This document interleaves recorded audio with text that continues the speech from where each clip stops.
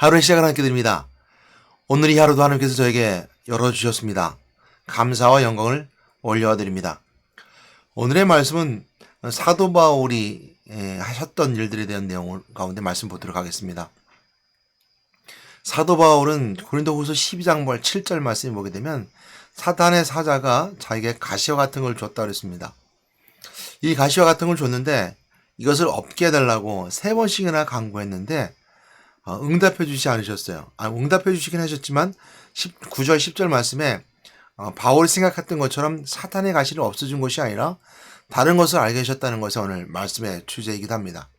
그래서 9절 10절 좀 이따 볼 텐데요. 그 앞서 볼 수 있는 것은 뭐냐면 오늘 말씀의 제목은 내가 약한 그때의 강함이라 라는 말씀으로 함께 말씀 나눠보도록 하겠습니다. 내가 약한 그때의 강함이라.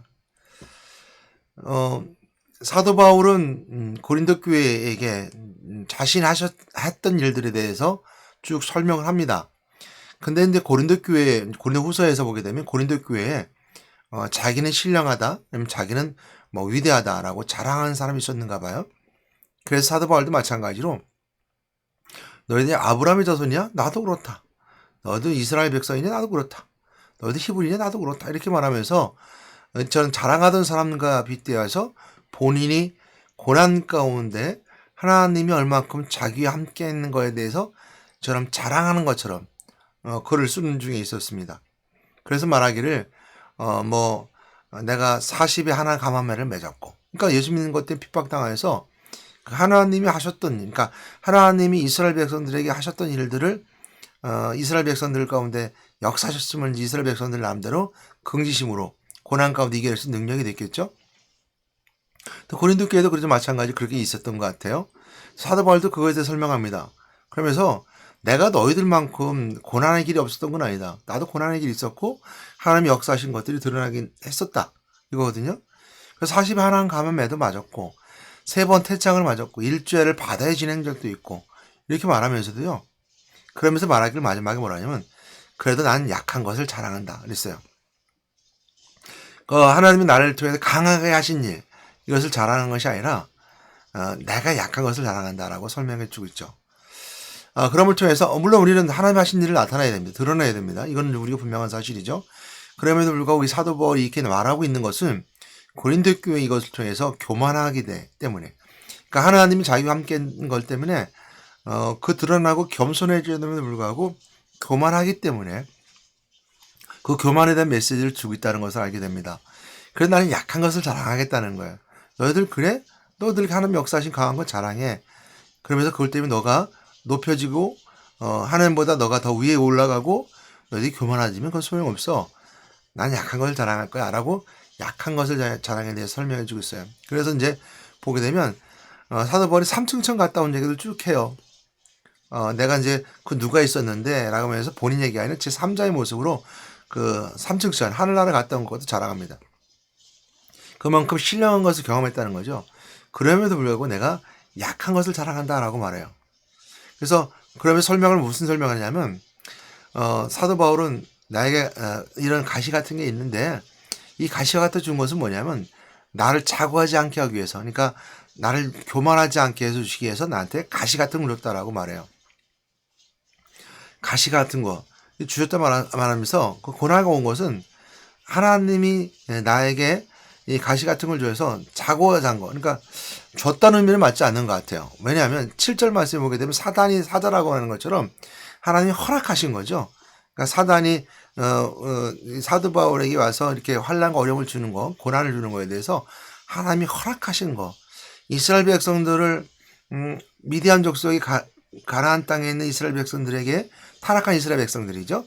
그 가나안에 있는 여러 타민족의 문화를 받아들임을 통해서 하나님과 그러니까 하나님으로부터 음행한 자들, 하나님부터 멀어진 자들에게 그들에게 어떻게 미디안 족속을 통해서 이제 그들을 깨닫게 해주는 것처럼 하나님이 허락하신 거죠.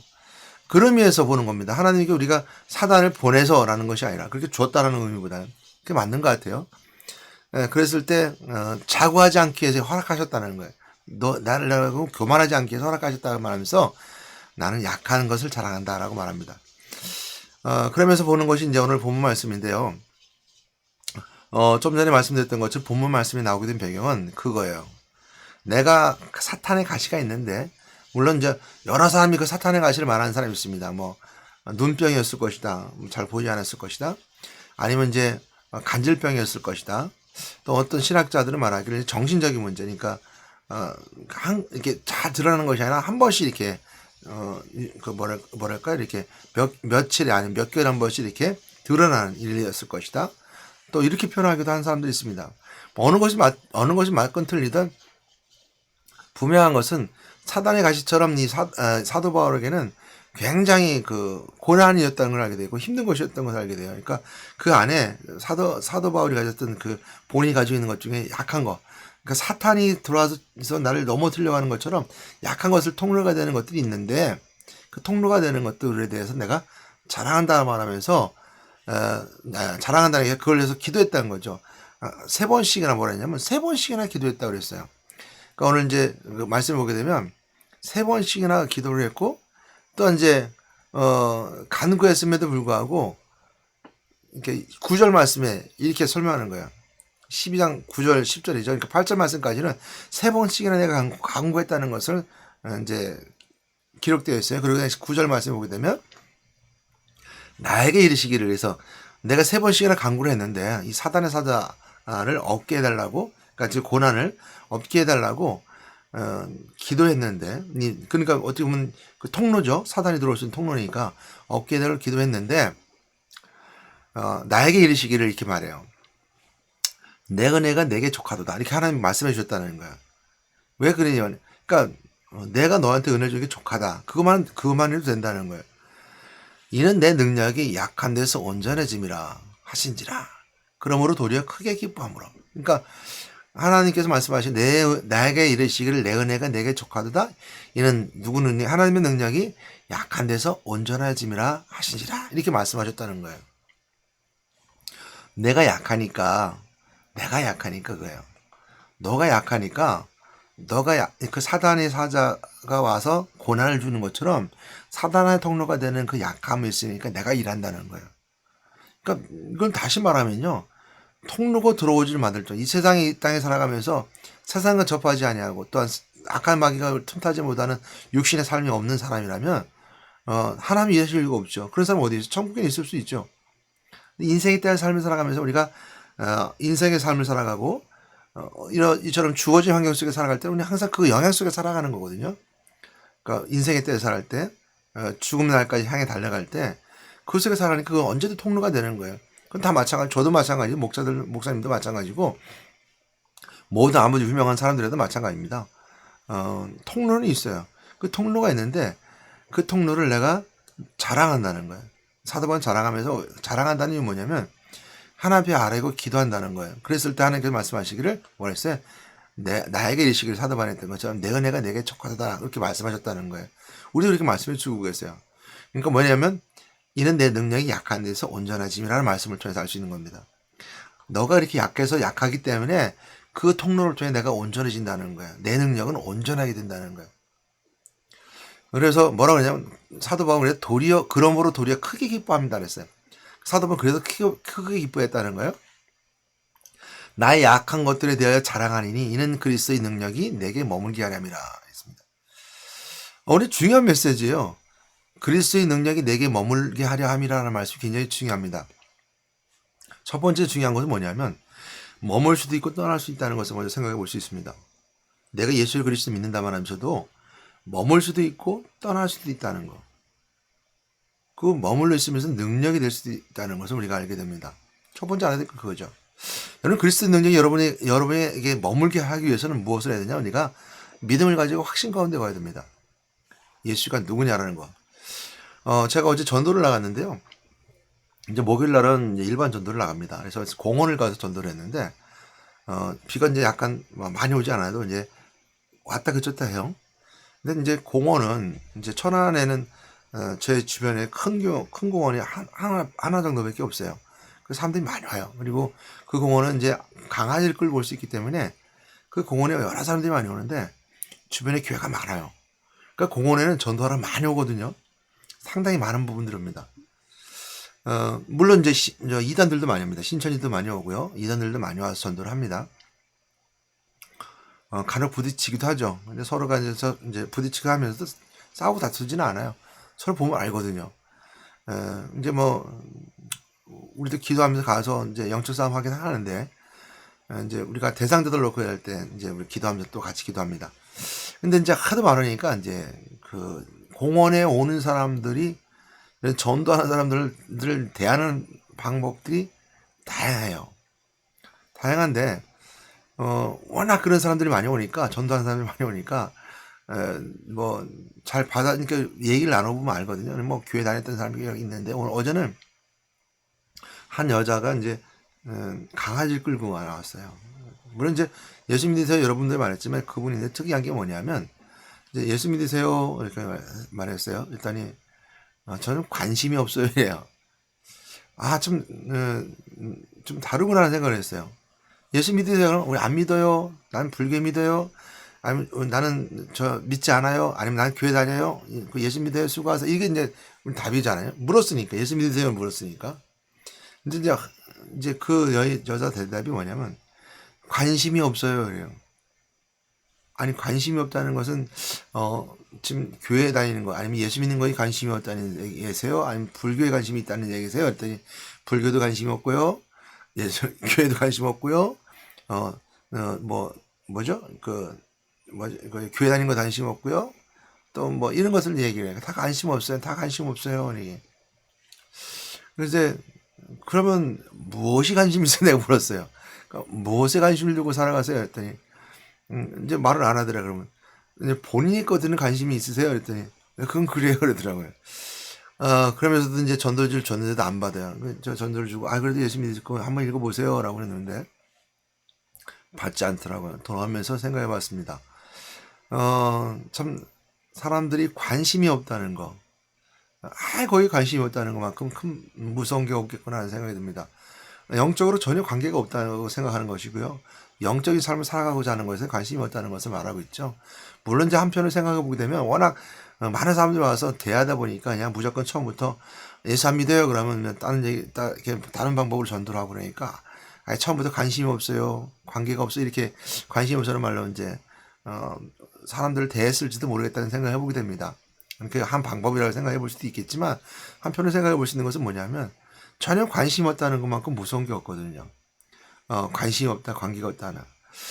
그래서 오늘 이제 보게 되면 오늘 말씀을 통해서 알 수 있는 건 뭐냐면 내 안에 그리스도의 능력이 머물러 있을 때 그리스도가 누구냐 했을 때 첫 번째 우리가 알 수 있는 것은 뭐냐면 예수가 누구냐라는 것을 알아야 됩니다. 관심이 없다는 것은 바로 그런 부분들이거든요. 영적인 관계가 없다는 거예요.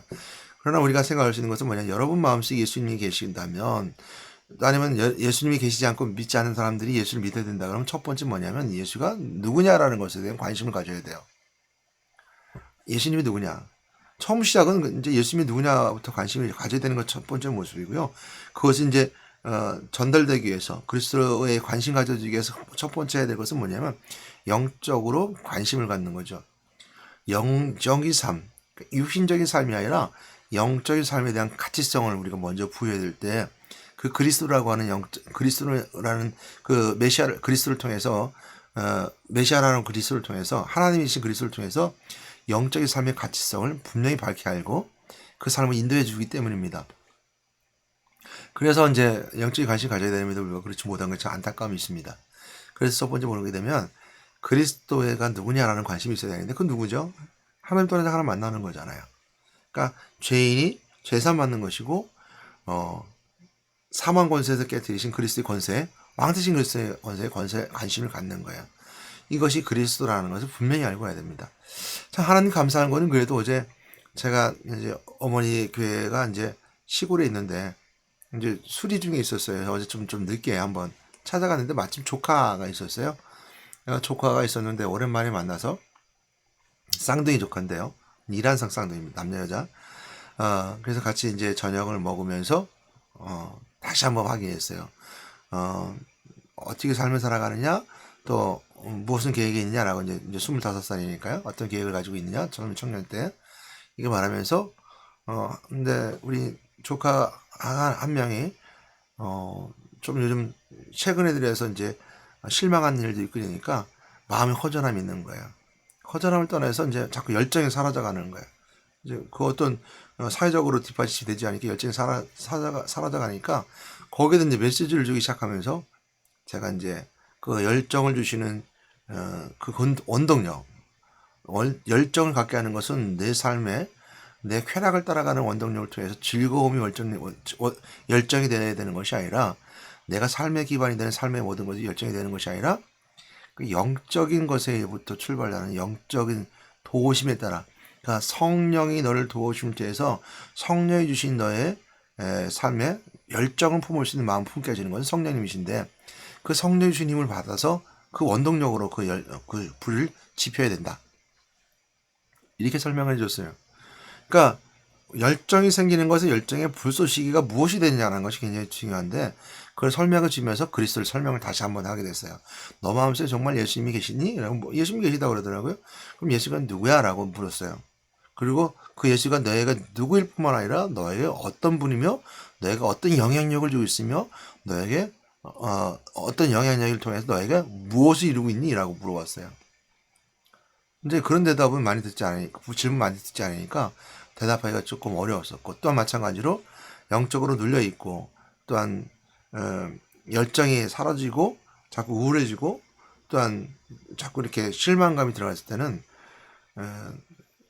당연히 그런 부분들에서, 그리스도에 대해서, 성령에 대해서, 밝게 알 수 없어요. 그런 환경이 있기 때문이죠.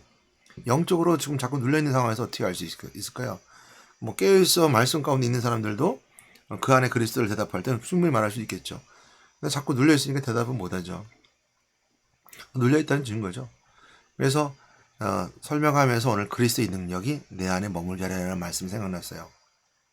내 약한 것을 자랑해라. 내 약할 때 누가 일하신다? 그때부터 하나님께 일하신다. 이거거든요. 그러니까 우리가 약하다는 것은 어찌 보면 약하다는 거, 그 약하다는 것은 나로 하여금 하나님이 나로 하여금 일하게 하신 일들이라는 거예요. 왜냐면 내가 강하다 생각하면 교만해지고 내가 일한다 생각하니까 그때는 하나님 일하지 않으세요. 하나님 일하지 않는다는 것이 그때부터 책망하시는 거죠. 훈계하시는 거죠. 그리고 허락하시는 거죠. 고난을 허락하시는 거죠. 그러니까 교만하고 내 것을 자랑하고 스스로 높아진다고 생각하는 것처럼 하나님의 일하심을 자꾸 뒤로 하면 그때는 일 안 하시는 거죠. 하나님에서 우리에게 향하신 일, 복된 일을 하시는 것은 내가 약할 때 그때 일하시는 거예요. 약함을 고백할 때 하나님 난 약합니다. 나는 연약합니다. 나는 부족합니다 할 때 하나님 일하신다는 거죠. 그게 그리스도의 능력이라는 거예요. 그래서 그리스도의 능력이 머물게 하려 함이라는 말씀을 두 번째 생각해 본다는 것은 그리스도가 머무는 위해서 나에게 일하신다는 걸 생각해야 됩니다. 첫 번째 뭐랬죠? 그리스도는 머물 수도 있고 떠날 수 있다는 거. 내가 예수 그리스도를 바르게 믿지 않고 예수 그리스도를 바르게 알지 못한다면 죄인의 재산 받고 하나님 떠난 거 하나님 만나고 왕 대신 그리스도를 통해서 사망 것을 깨뜨리는 것을 분명히 그리스도의 뜻을 모르고 그 분명한 관심을 갖지 아니하면 내 안에 예수 믿는다는 것이 있지만 껍데기일 뿐이 예수님 머물지 않고 떠날 수도 있다는 거예요. 그래서 능력이요. 그걸 기억하셔야 됩니다. 물론 내가 예수 믿는다는 그 믿음이 막연함 속에 예수님이 계실지 모르지만 그 능력은 떠나가는 거야. 물론 그 능력이 떠나기 시작하면 나중에 하나님을 떠나게 되는 거고 그리스도를 떠나게 되면 그때는 돌이켜도 후회가 없어요. 돌이켜도 소용없어요. 그때 돌이켜도 소용없어요. 다 떠나면. 성령은 모독자가 되는 겁니다. 그래서 우리가 두 번째 볼 수 있는 것은 그리스도의 능력이 머물게 하려면 내 안에서 내가 약할 때 일하신다는 거예요. 세 번째 볼 수 있는 것은 뭐냐면 그리스도 능력이 내게 머물게 되면 세 번째 보도록 할게요. 그러므로 내가 그리스도를 위하여 약한 것들과 능력과 궁핍과 박해와 공고를 기뻐하노니 이는 내가 약한 것들에 감이라. 그리스도를 위하여 약한 것들과 그러니까 그리스도를 위하여라는 말을 꼭 기억하시기 바랍니다. 머물게 하렴이라. 그러므로 내가 그리스도를 위하여 그래서 일하시게 하기 위해서 약한 것들과 능력과 궁핍과 박해와 공고를 기뻐한다는 거야. 이는 내가 약한 그때의 강함이라. 내가 약한 그때의 강함이라는 말을 사도 바울이 강조하고 있는 것 중에 하나는 뭐냐면요.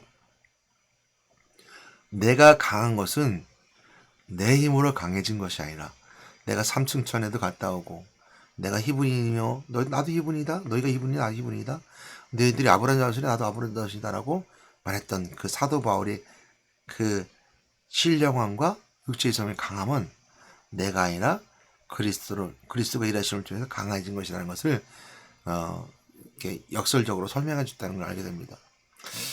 그래서 오늘 사도 바울은요, 이 약할 때의 강함이라는 메시지는 어디에서 결부시켜 볼 수 있냐면 고린도서 1장에 18절 말씀을 통해서 알게 됩니다. 그래서 고린도서 1장 18절 말씀 사도 바울은 고린도 교회에 먼저 그리스도의 십자가의 도에 대해 설명해 주고 있어요. 십자가의 도가 멸망한 자들에게는 미련한 것이요 구원받은 우리에게는 하나님의 능력이라 이렇게 말씀해 주십니다. 십자가의 도, 십자가의 길. 그 십자가의 길은 무슨 길입니까? 예수님께서 오늘 이제 고난주간 금요일 예수님이 십자가 못 박혀 이제 돌아가시고 십자가 못 박혀 죽으시는 오늘 날이기도 하죠. 고난주간.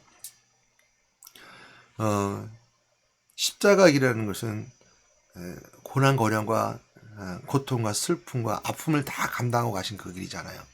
십자가에 십자가를 짊어지고 골고다에서 길을 언덕 올라가는 그 예수님의 그 십자가 그 길은 우리를 위해서 걸어가셨던 고난과 고통의 길이라는 거. 그러니까 십자가 길을 멸망한 자들을 보면 미련한 것처럼 보인다는 거예요. 자꾸 미련해. 그러나 구원받은 우리에게는 하나님의 능력이 됨이라는 말씀을 오늘 이 본문이 설명해 주고 있는 거예요. 여러분들에게 말씀드리고 싶습니다. 여러분 능력은 어디로부터 나옵니까? 여러분들 근육을 아무리 키워서 펌핑을 해서 헬스장 가서 근육을 키워도요.